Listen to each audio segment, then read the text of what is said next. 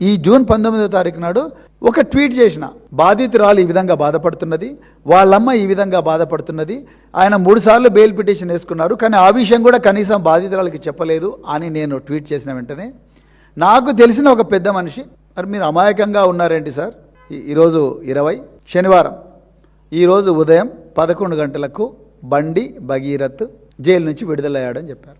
చూడండి, ఇంత సంచలనం సృష్టించిన కేసు, ఒక మైనర్ బాలిక మీద అత్యంత పవర్ఫుల్ ఉండే ఒక మినిస్టర్ యొక్క కొడుకు చేసిన అత్యాచారం, అందులో నిందితుడిని ఉదయం 11 గంటలకు తెల్ల ఫార్చునర్ కారులో ఆల్రెడీ బాజాప్తా మంచి రాజులాగా చెర్లపల్లి జైలు నుంచి వెళ్ళిపోయింది సార్ అని చెప్పారు.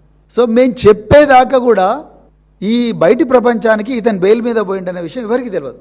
అత్యంత రహస్యంగా ఈ బెయిల్ వాదనలు జరిగినాయి. ఇలా మేము అడిగేది ఏంటంటే, ఇంత సంచలనం సృష్టించిన కేసులో బాధితురాలు పేరు చెప్పమని ఎవరు అడిగారు, చెప్పకూడదు, అది రూలు. కానీ నిందితుడికి ఇంటరిం బెయిల్ వచ్చింది ఆర్ బెయిల్ వచ్చింది అన్న విషయం బయటి ప్రపంచానికి తెలియకుండా ఎందుకు దాచిపెడుతున్నారు? అంత రహస్యంగా బెయిల్ పిటిషన్లలో వాదోపవాదాలు జరిగితే వాటిని మీడియా నుంచి దాచిపెట్టి, బయటి ప్రపంచం దాచిపెట్టి అంత రహస్యంగా చేయాల్సిన విషయం ఎందుకు?